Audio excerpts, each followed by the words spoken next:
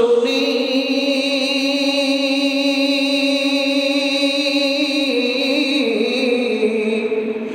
কে তোমারে খাওয়াইছে জহর রসুলের পরানি রে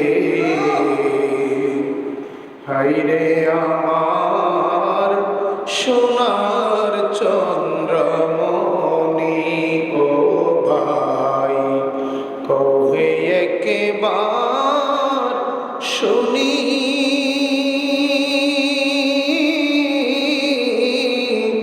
কে তোমারে খাওয়াইছে জহর রসুলের পরানি রে হাইরে আমার সোনার চন্দ্রমণি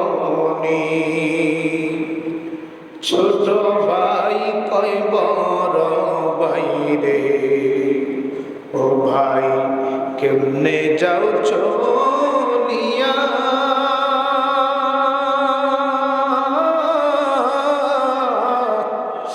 আজকে থেকে কান্দি আমি আজকে থেকে কান্দি আমি বাইহারা হইয়া রে হাইরে আমার সোনার চন্দ্রমণি ও ভাই কবে একবার শুনি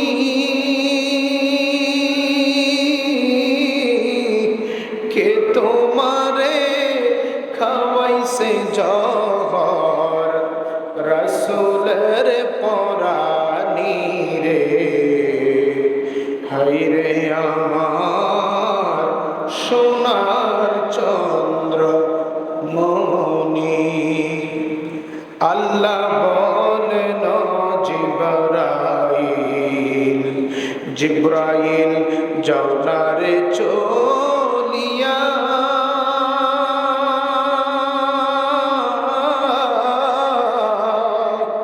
সত্তর হাজার ফেরেশতা নামাও জানাজার লাগিয়া রে হাইরে আমার সোনার চন্দ্রমণি আকাশ কান্দে বাতাস কান্দে কান্দে দরিয়ার পানি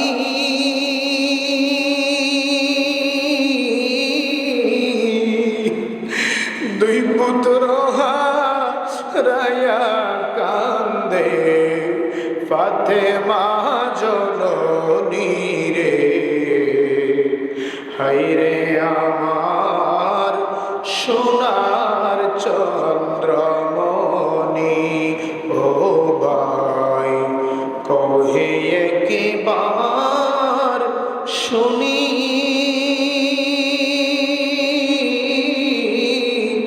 কে তোমারে খাওয়াইছে জহর রসুলের পরানি রে হাইরে আমার সোনার চন্দ্রমণি সবাই বলি আলহামদুলিল্লাহ মুআজ্জাজ মুফতি আখিরাতুল গরিবরা যারা বলেছেন। তবে আজকে সবচাইতে যেই গুরুত্বপূর্ণ বিষয় হচ্ছে আজকের যেই দিনটা আমাদের থেকে অতিবাহিত হয়েছে এই দিনটা হলো মহরমের কয় তারিখ? আজকে কত তারিখ গেছে? কিবার কিবার শুক্রবার। এই মহরমের 10 তারিখ শুক্রবারই আল্লাহ পাক গোটা পৃথিবী সৃষ্টি করেছেন, বলুন না সুবহানাল্লাহ। আবার ঠিক এমনই একটা সময় মহরমের 10 তারিখ এও দিনটা থাকবে শুক্রবার। দিনটা কি থাকবে? যেই দিন আল্লাহ পাক এই পৃথিবীর ইতিহাস মুছে দিবেন। পৃথিবী বলতে আর কোনো কিছু যেদিন থাকবে না, এই দিনটাও হবে মহরমের 10 তারিখ শুক্রবার। যারা বলুন কি বার? কিন্তু আজকে আমরা যারা এই মাহফিলে বসেছি, এই মাহফিলটা যদিও মহরমের 10 তারিখ, কিন্তু এটা মুহররমের 10 তারিখ নামের মাহফিল না, এই মাহফিলটা হলো শুহাদায়ে কারবালার মাহফিল। যারা বলুন না সুবহানাল্লাহ। তো শুহাদায়ে কারবালা এটা কি?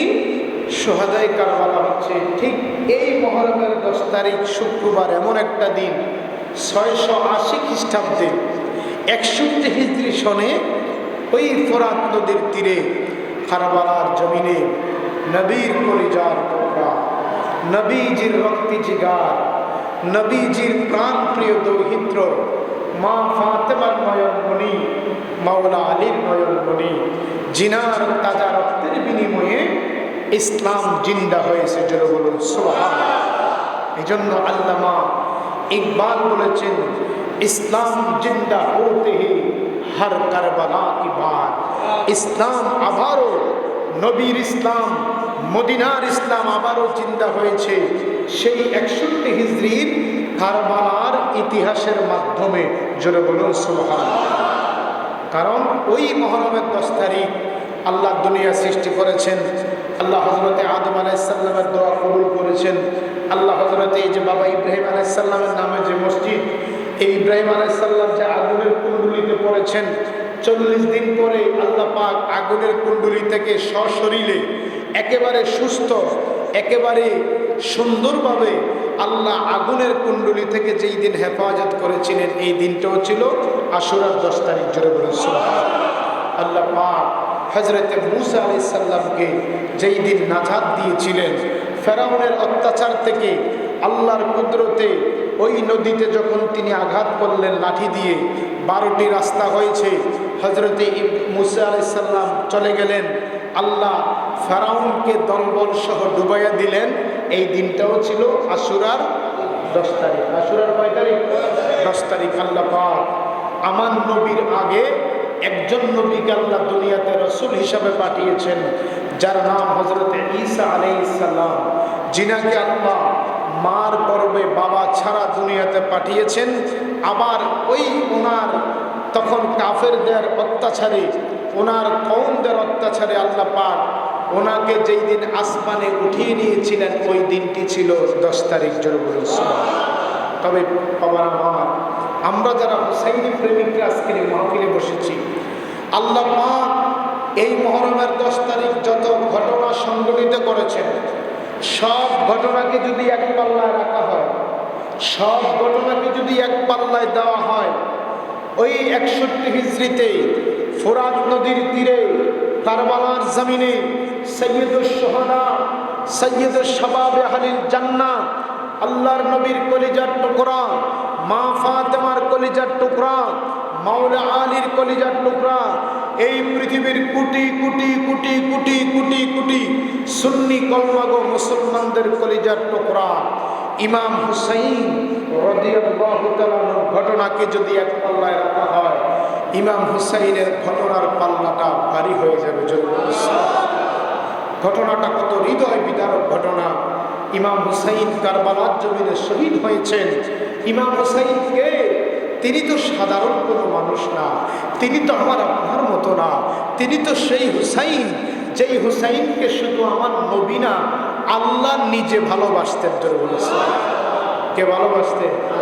আল্লাহ নিজে ভালোবাসতেন।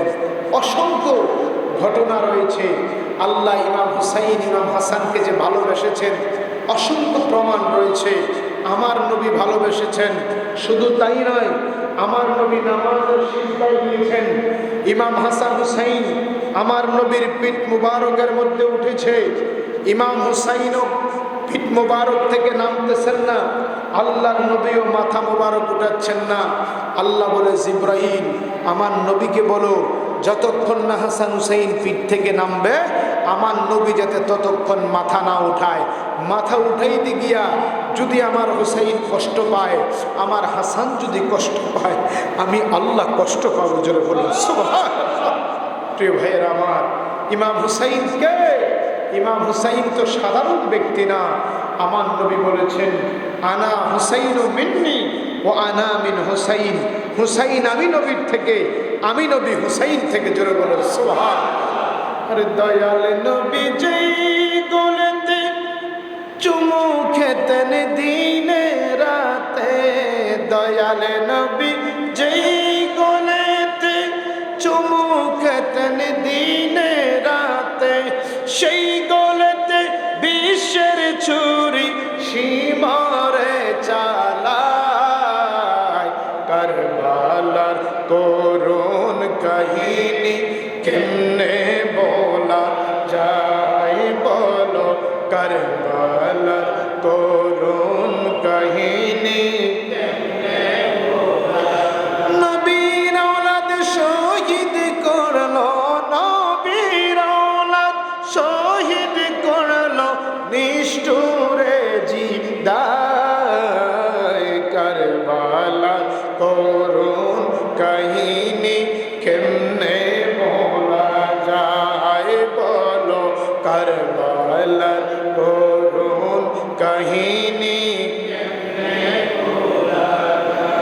মা ফাতেমার কান্নার রোলে বিশ্বভুবন হায় হায় করে, বিশ্বভুবন হায় হায় করে। মা ফাতেমার কান্নার রোলে বিশ্বভুবন হায় হায় করে। কান্দেন নবী অকাতরে, কান্দেন নবী অকাতরে, শোয়ে রাওয়া যায়। কারবালার করুণ কাহিনী কেমনে বলা যায় বলো, কারবালার করুণ কাহিনী কেমনে বলা।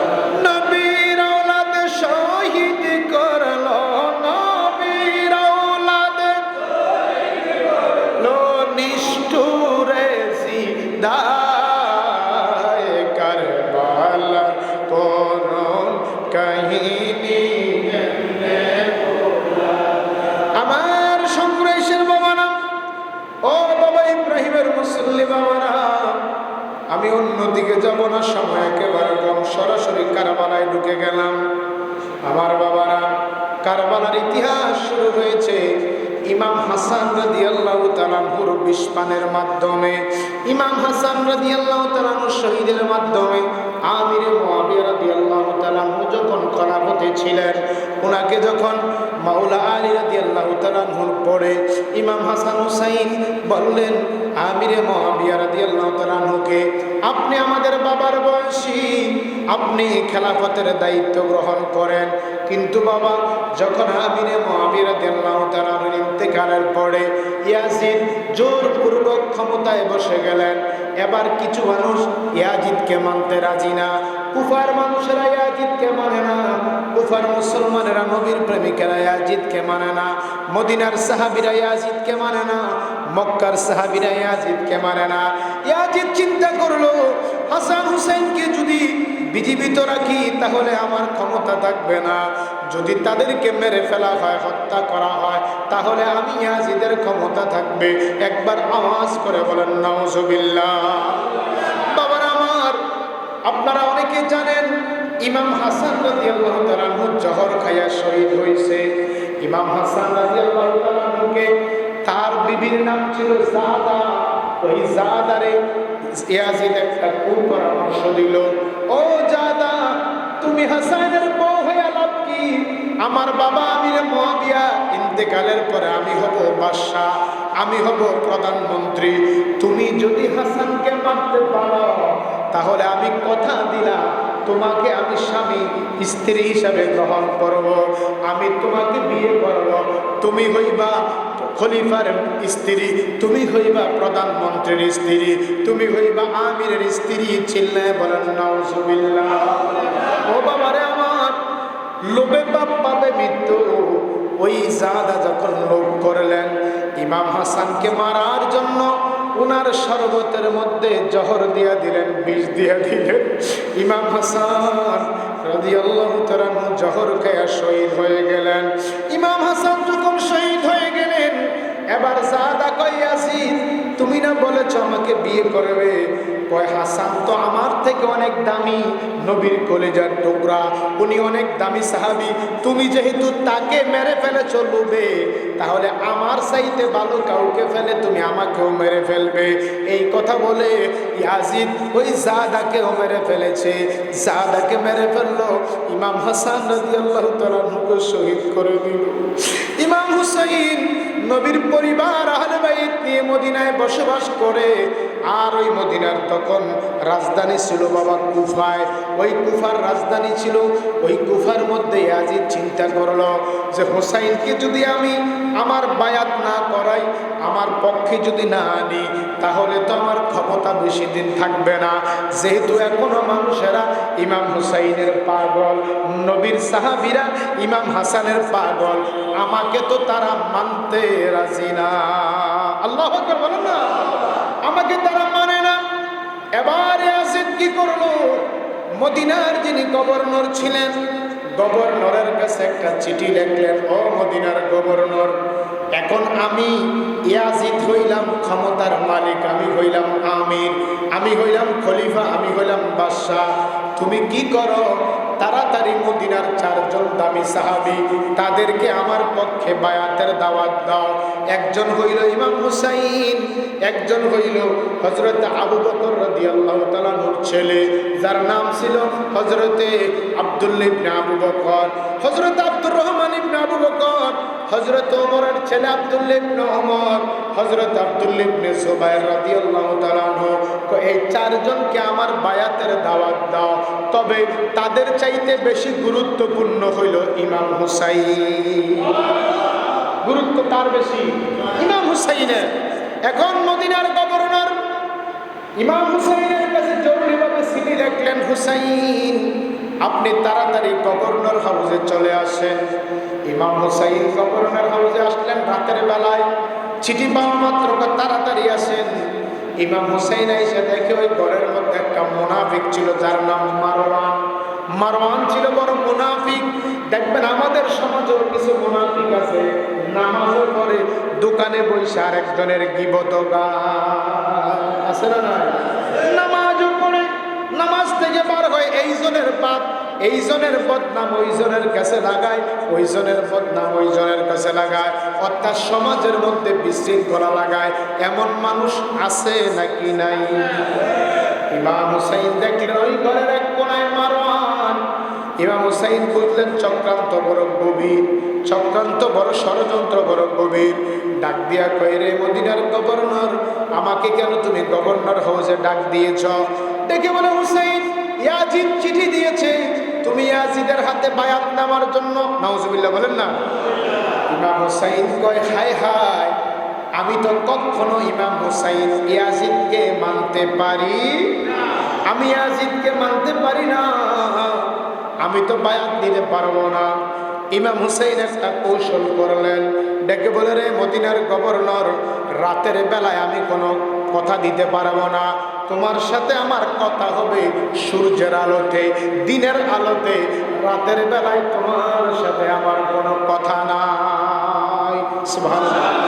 রাতের বেলা তোমার সাথে আমার কিসের কথা? একা একা আমি যদি বায়াত নেই, তাহলে প্রকাশ্যে আমি ঘোষণা দেব, আমি তো এখানে বলতে পারবো না। হুসাইন বুঝতে পারলেন, এখন যদি নিষেধ করে, ইয়াজিদ বলছে যদি উনি সসম্মানে, যদি উনি তাড়াতাড়ি করে বা কথায় যদি উনি বায়াত নেয়, তাহলে ওনাকে কিছু করবো না, যদি বায়াত না নেয় ওনাকে কতল করে দেব। নাউজুবিল্লাহ বলেন। ইমাম হুসাইন বুঝলেন, এখন যদি সরাসরি নিষেধ করে যে আমি বায়াত নিব না, ইয়াজিদকে মানব না, তাহলে আমাকে তো হত্যা করবে, আমাকে শহীদ করে দিবে। উনি বললেন, রাতে কোনো ফয়সালা নাই, ফয়সালা হবে দিনে। জোরে বলুন সুবহানাল্লাহ। ইমাম হুসাইন বের হয়ে গেলেন, চিন্তা করলেন চক্রান্ত বড় গভীর। আমার ভাই হাসানকে তারা বিস্মান কারাইয়া মারছে, আমার বাবা মাওলা আলীকে কুফাতে নিয়ে তারা আমার বাবাকে মসজিদের মধ্যে কুপাইয়া মারছে, আমাকেও তারা মেরে ফেলবে, রাখবে না। তাহলে আমার মনে হয় মদিনায় থাকা আমার জন্য নিরাপদ না, আমি মদিনার শহর ছেড়ে চলে যাব। কেননা আমি যদি এখন বলি যে আমি ইয়াজিদকে মানব না, আগামী দিন যুদ্ধ লেগে যাবে। মদিনার শহরটা হলো পবিত্র শহর। সুবহানাল্লাহ বলেন না। মদিনার মতো দামি শহর এই পৃথিবীতে কোনো আছে? জোরে বলুন, আছে? ও মদিনার মাটি রে, সকল সুখ বুঝি তো ওর কপালে, ও মদিনার মাটি রে সকল শোক বুঝি তো ওর কপালে। ও মদিনারে তোর বুকে আমার নবী, যার লাগি পাগল সবই, যার তর সৃষ্টি হইল ত্রিভুবন। কাঁদি আমি সারাক্ষণে, কখন যাব সেখানে, কাঁদি আমি সারাক্ষণে, কখন যাব সেইখানে। সহে না সহে না আর পরাণে, ও মদিনার মাটি রে সকল সুখ বুঝি তো ওর কপালে। ইমাম হাসান কয়, ভাই যদি সমস্যা হয় মদিনায় থাইকো না, মক্কায় চলে যাইও, তবে মদিনা শহরে যুদ্ধ লাগাইও। এটা নবীর শহর, এটা পবিত্র শহর, এইখানের মাটিটাও পবিত্র, আর আজিমের চাইতে দামি। জোরে বলুন সুবহানাল্লাহ। ইমাম হুসাইন বুঝতে পারলেন এখানে থাকা যাবে না, পরিবারকে বললেন তোমরা তাড়াতাড়ি করে কাপড় চোপড় গুছায়া নাও, আমি আমার নানাজিকে সালাম দেই। আমি হুসাইন আর মদিনায় থাকা সম্ভব হবে না, মদিনায় থাকা আমার ঠিক হবে না, আমি মক্কা মদিনায় থেকে মক্কায় চলে যাব। গভীর রজনীতে আল্লাহর নবীকে সালাম দিয়া হযরত ইমাম হুসাইন পরিবার নিয়ে মদিনা থেকে মক্কায় চলে গেছে। কিন্তু এখানে বড় একটা মজার ব্যাপার, অন্যান্য সাহাবীরা মদিনায় ছিলেন, বলে হুসাইন আপনি কোথায় যান? আমি মক্কায় চলে যাব। আপনি মক্কায় যান অসুবিধা নাই, তবে কোন অবস্থাতে আপনি কুফায় যাইয়েন না। কোন অবস্থাতে কই যাইয়েন না? কুফায় যাইয়েন না, কারণ কুফা একটা অলক্ষর জায়গা। এখানে আপনার বাবাকে তারা ষড়যন্ত্র করে নিয়ে আপনার বাবাকে তারা শহীদ করে দিয়েছে। কুফা ভালো না, এটা ইয়াজিদের দখলে আছে। হুসাইন আপনি কোথায় যান? মক্কায় যান, অসুবিধা নাই, অন্য ইসলাম শহরে যান, অসুবিধা নাই, কিন্তু আপনি কুফার শহরে যাইয়ে। ইমাম হুসাইন পরিবার নিয়ে চলে গেলেন মক্কায়, সুন্দরভাবে বসবাস করতেছেন আহলে বাইত নিয়ে। এর মধ্যে কুফা থেকে 12,000 চিঠি আসছে। কয় হাজার? কুফার মানুষেরা মুনাফিক, কুফার মানুষেরা বেঈমান, তারা দুনিয়ার স্বার্থপর। ওই কুফার মানুষেরা চিঠি দেখলেন, হুসাইন আমরা ইয়াজিদকে খলিফা হিসেবে মানি না, ইয়াজিদ লম্পট, ইয়াজিদ বদমাশ, ইয়াজিদ মদের ব্যবসা করে, মদের লাইসেন্স দিয়েছে, ইয়াজিদ মদিনা শরীফের আজান বন্ধ করে দিয়েছে, ইয়াজিদ খানায় কাবার কালো গিলাফে আগুন লাগাই দিছে। হুসাইন আমরা তাকে মানি না, আপনি তাড়াতাড়ি কুফায় আসেন, আসলে আমরা আপনার হাতে বায়াত নিয়ে আমাদের বাকি জিন্দেগিটা আপনার কদমে কাটাইয়া দেবো। জোরে বলুন সুবহান। এভাবে চিঠি দিলেন কয় হাজার? জোরে বলুন কয় হাজার? ইমাম হুসাইন চিঠির কোনো জবাব দিচ্ছেন না। শেষ চিঠি আসছে যে হুসাইন আপনি যদি না আসেন, আমরা যদি বাধ্য হয়ে হুসাইন আমরা যদি ইয়াজিদের হাতে বায়াত নেই, কাল হাসরের ময়দানে আপনার বিরুদ্ধে আল্লাহর আদালতে মামলা করব। আল্লাহু আকবার বলেন না। এই কথাটা যখন, এই চিঠিটা যখন লিখলেন, ইমাম হুসাইন তো এখন আর সহ্য করতে পারতেছেন না, যে মনে হয় আসলেই আমি হুসাইনের প্রেমিকারা কুফাতে আছে। উনি কি করলেন? মক্কার বড় বড় সাহাবীদেরকে চিঠিটি দেখাইলেন। হযরত ইবনে আব্বাস রাদিয়াল্লাহু তাআলা আনহুকে দেখাইলেন, নানা ভাই কুফা থেকে আমাকে চিঠি দিচ্ছে, আমি কুফার খলিফাতুল মুসলিমিন হব, আমি কুফার আমির হব, আপনি কি বলেন? হযরত আব্বাস রাদিয়াল্লাহু তাআলা চিঠিটা পড়া কয়, নানা হুসাইন কুফা মানুষের চিঠি সুন্দর, তবে তাদের মুখের ভাষা সুন্দর, চিঠির লেখা সুন্দর, তাদের ভাষা সুন্দর না। তারা এইভাবে চক্রান্ত করে আপনার বাবাকেও মদিনা থেকে কুফায় নিয়ে গেছে, নিয়ে তারা চক্রান্ত করে যে ওহাবি খারিজিবাদ যারা, তারা ইমাম হুসাইনের আব্বাকে মসজিদের মধ্যে তারা শহীদ করে দিয়েছে। আল্লাহু আকবার বলেন। হুসাইন আপনি যাইয়েন না। ইমাম হুসাইন চিন্তা করলেন এতগুলি চিঠি আসতেছে, তাহলে আমার পক্ষ থেকে আমি কাউকে পাঠাই। ইমাম হুসাইনের পক্ষ থেকে হযরতে মুসলিম বিন আকিলকে আগে পাঠাইলেন। মুসলিম বিন আকিলের সন্তান নিয়ে যখন কুফায় গেলেন, মুসলিম বিন আকিল যে বলতেছে, কুফার মানুষেরা, ইমাম হুসাইনের পক্ষ থেকে আমি এসেছি, তোমরা যদি আমার কাছে ইমাম হুসাইনের পক্ষে বায়াত নাও, আমি যদি চিঠি লিখি, হুসাইন গো, কুফার মানুষেরা ভালো আপনি আসেন, তাহলে তিনি আসবেন, না হলে হুসাইন কুফায় আসবেন না। মুসলিম বিন আকিল যখন ইমাম হুসাইনের পক্ষে কুফায় গেলেন, কুফার মানুষেরা 40,000 কুফার মানুষ ইমাম হুসাইনের পক্ষে মুসলিম বিন আকিলের হাতে তারা বায়াত গ্রহণ করলেন। মুসলিম বিন আকিলকে নিয়ে তারা আনন্দ উল্লাস করতেছে। হ্যাঁ, আহলে বাইতের সদস্য এসেছে, হুসাইনের চাচাতো ভাই এসেছে। যখন উনি দেখলেন সবাই ওনার পক্ষে, এবার হযরতে মুসলিম চিঠি লিখলেন, ভাই হুসাইন, আপনি আর দেরি করবেন না, তাড়াতাড়ি কুফায় চলে আসেন, কুফার মানুষেরা আপনার জন্য পাগল। যারা বলেন না সুবহানাল্লাহ। উনি যখন চিঠি লিখলেন, 40,000 মানুষ যখন ইমাম হুসাইনের পক্ষ হয়ে গেল, এই খবর ইয়াজিদের দরবারে চলে গেছে। ইয়াজিদ, তাড়াতাড়ি একটা ব্যবস্থা করো, যেমনি মানুষেরা হুসাইনের পক্ষে চলে যাচ্ছে, তোমার পক্ষে আর একজনও পাওয়া যাবে না। আল্লাহু আকবার বলেন না।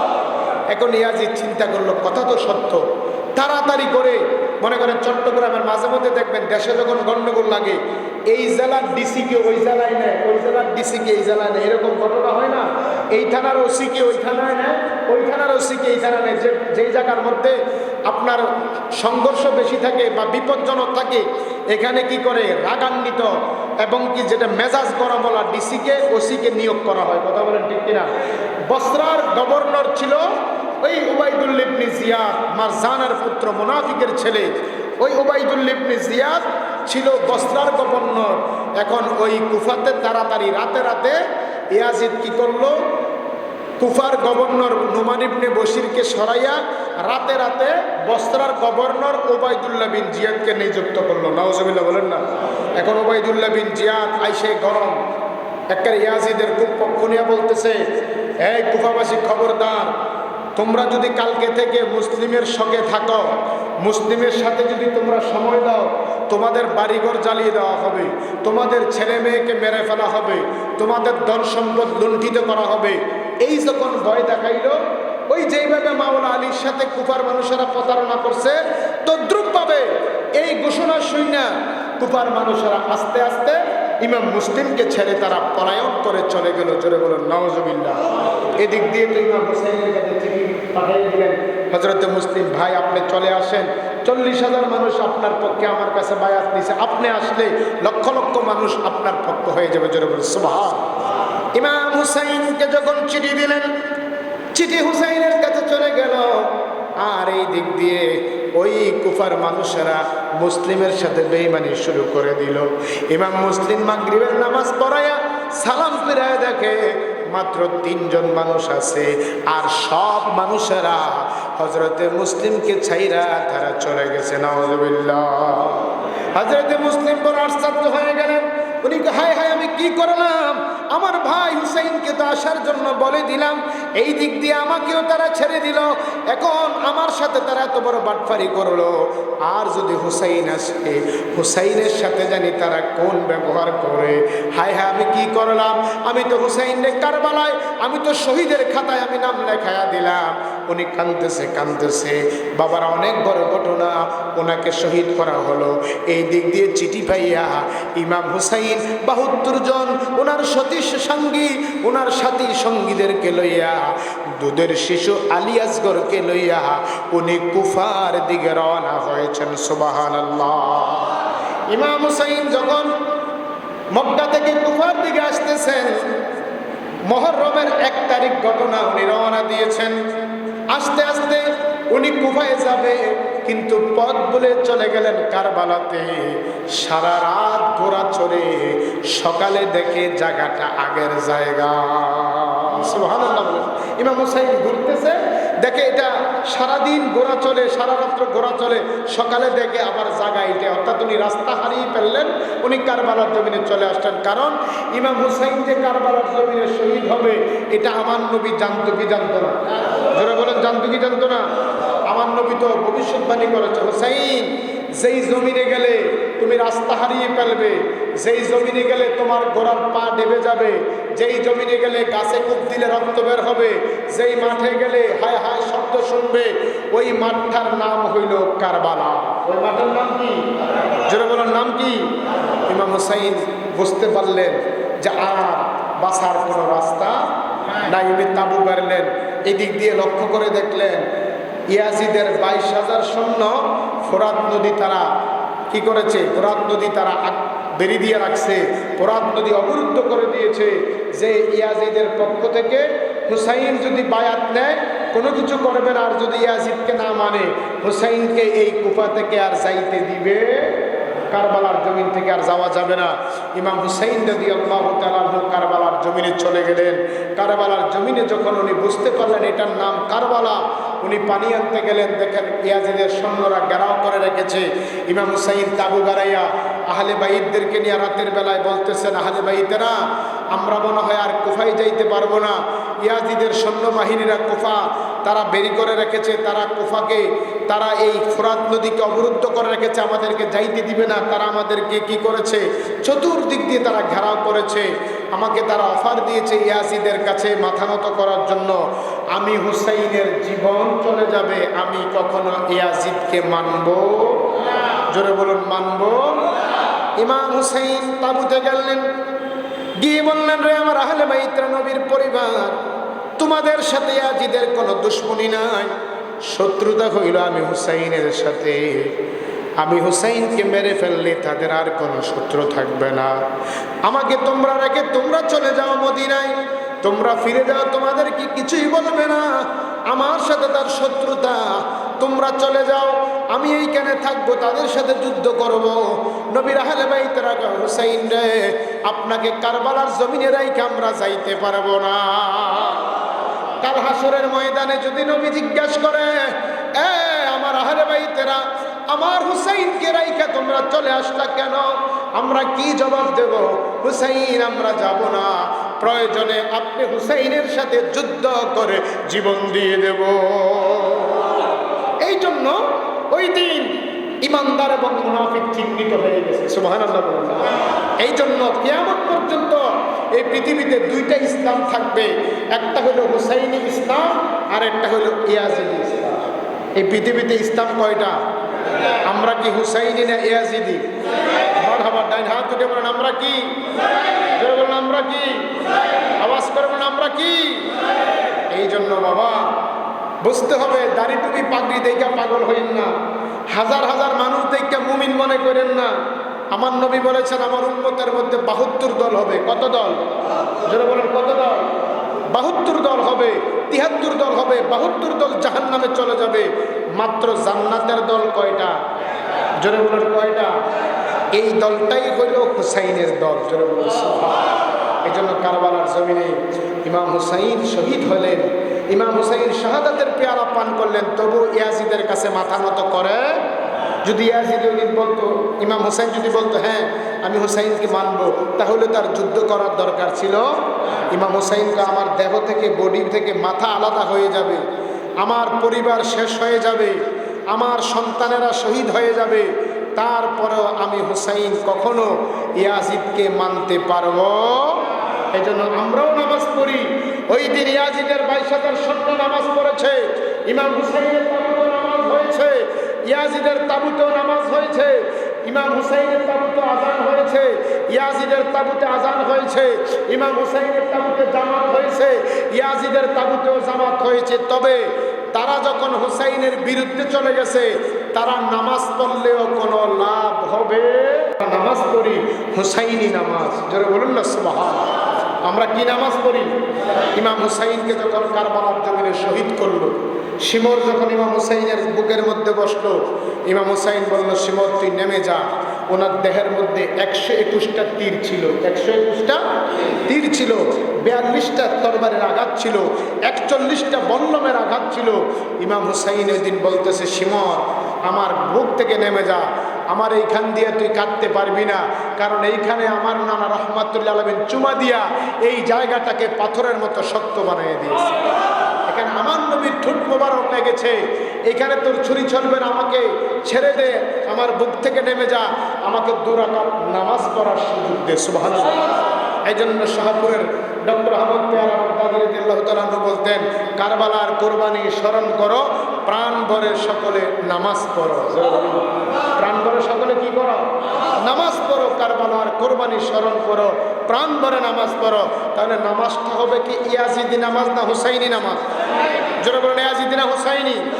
হুসাইনি নামাজ পড়লে আল্লাহর কসম, ইমাম হুসাইনের রক্তের বিনিময়ে আমার নবী রহমাতুল লিল আলামিন কাল হাসরের ময়দানে ইমাম হুসাইন রাদিয়াল্লাহু তাআলা নূর প্রতিটি রক্তের বিনিময়ে আমার নবীর গুনাহগার উম্মতের নাজাতের ব্যবস্থা করে দিলেন। আপনি যদি জিজ্ঞাসা করেন, হুসাইন আপনি কেন শহীদ হয়েছেন? আপনি তো ইচ্ছা করলে আপনি শহীদ নাও হতে পারতেন। ইমাম হুসাইন কয়, না, আল্লাহ পাক হযরতে আদম আলাইহিস সালামকে এই দিনে দিছে, ইব্রাহিম আলাইহিস সালামকে দিছে, মুসা আলাইহিস সালামকে দিছে, ঈসা আলাইহিস সালামকে দিছে, ইউনূস আলাইহিস সালামকে দিছে, ইব্রাহিম খলিলুল্লাহকে দিছে, আইয়ুব নবীকে দিয়েছে, আর দাউদ নবীকে দিয়েছে, আর আমার নবী আল্লাহকে আমি হুসাইনকে দিয়ে দিয়েছে। জোরে বলেছে। আল্লাহ সমস্ত নবীদেরকে এই দিন নাজাত দিয়েছে, পরিত্রাণ দিয়েছে, আর আমার নবী আমি হুসাইনকে উম্মতের জন্য আল্লাহকে দিয়ে দিয়েছি। এই জন্য ইমাম হুসাইনের রক্তের দাম এই পৃথিবী বিক্রি করলে নয়, গোটা পৃথিবীর চাইতে ইমাম হুসাইনের রক্ত মোবারকের দাম অনেক বেশি। জোরে বলে সুবহান। এই জন্য প্রিয় ভাইয়ের আমার, ইমাম হুসাইনের আলোচনা করলে রাত্র শেষ হয়ে যাবে, কারবালার আলোচনা করলে রাত্র শেষ হয়ে যাবে। কারবালার মূল আলোচনা হচ্ছে ইমাম হুসাইন যখন শহীদ হচ্ছেন, উনি নামাজ পড়তেছেন, আল্লাহর দরবারে সেজদা দিলেন যে সীমন, আমি যখন সেজদা দিব আমার গর্দান আলাদা করবা, আমার গলা দিয়ে তোমার ছুরি যাবে না। ইমাম হুসাইন নামাজের মুসল্লায় বলতেছে, আল্লাহ ও আল্লাহ, তোমার নবীর অবাধ্য উম্মতেরা আমাকে তারা শহীদ করে দিয়েছে, বিনিময়ে আমি হুসাইন কিছু চাই না, এই রক্তের বিনিময়ে আমার নবীর গুনাহগার উম্মতের নাজাতের ব্যবস্থা করে দিন। আরো জোরে বলেন না সুবহানাল্লাহ। এই জন্য ইমাম হুসাইন কারবালার জমিনে শহীদ হয়েছে আমার আপনার নাজাতের জন্য। তাহলে আমরা যদি হুসাইনি প্রেমিক হয়ে থাকি, তাহলে ইমাম হুসাইনের স্মরণে এই মাহফিলের দরকার আছে না নাই? আরো জোরে বলেন, আছে না নাই? কত নিষ্ঠুর নির্মম ঘটনা! এই পৃথিবীতে যত যুদ্ধ হয়েছে, মুসলমানের সাথে কাফেরের যুদ্ধ হয়েছে, কোনো মুসলমানের সাথে মুসলমানের ইসলামের যুদ্ধ হয় নাই। শুধু কারবালার জমিনের ঘটনা হয়েছে মুসলমানের সাথে মুসলমানের। আল্লাহু আকবার বলেন না। এই জন্য ইমাম হুসাইন ওই দিন 2টা দল বিভক্ত করেছেন, একটা হলো ইয়াজিদি, একটা হলো হুসাইনি। জোরে বলেন, একটা ইয়াজিদি, একটা হুসাইনি। কারবালার জমিনে ইমাম হুসাইন ওনার রক্ত মোবারক দিলেন। ইমাম আলী আসগর শহীদ হলেন, ইমাম আলী আকবর শহীদ হলেন, ইমাম কাসেম রাদিয়াল্লাহু তাআলা শহীদ হলেন। ওগো আহলে বাইত, আপনারা কেন শহীদ হয়েছেন? আমাদের রক্তের বিনিময়ে এই বাবা ইব্রাহিম আলাইহিস সালাম জামে মসজিদে যারা আহলে বাইতের মাহফিল সাজাইলো, যারা আহলে বাইতের মাহফিলে বসলো, আল্লাহ তাদেরকে তুমি আমাদের রক্তের বিনিময়ে নাজাতের ব্যবস্থা করে দিও। জোরে বলুন সুবহানাল্লাহ। তাহলে আজকের এই মাহফিলে বৈশা লাভ আছে না নাই? 2 হাত উঠে বলুন, লাভ আছে না নাই? ইনশাল্লাহ আগামীকালকেও মাহফিল হবে, আপনারা অবশ্যই থাকবেন। মাইকের আওয়াজ যত দূর যায় আমি বলবো, আমার সংগ্রাম সুজানগর এলাকার আশিক রাসূল হুসাইনি প্রেমিকেরা, আপনারা ইমাম হুসাইনের ভালোবাসায় মাহফিলে থাকবেন, মাহফিলে বসবেন, হুসাইনকে ভালোবাসবেন। কারণ আল্লামা ইকবাল বলেছেন, ইসলাম জিন্দা হতে হে হর কারবালা কি বাত। ইসলাম জিন্দা হয়েছে ইমাম হুসাইনের কারবালার মাধ্যমে। জোরে বলুন সুবহানাল্লাহ। মহরমের 10 তারিখে, মহরমের 10 তারিখে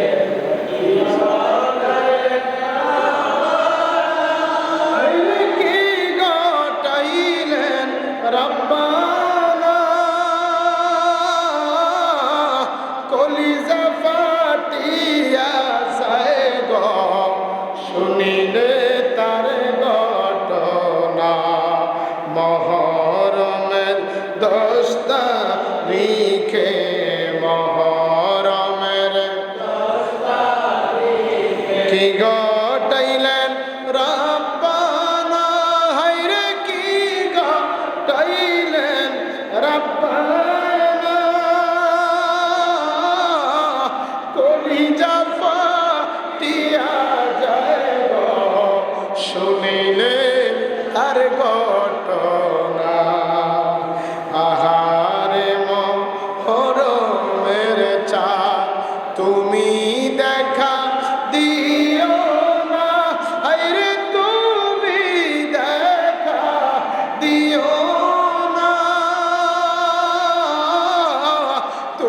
দেখা দিলে মায়ের চোখের পানি তাকে না।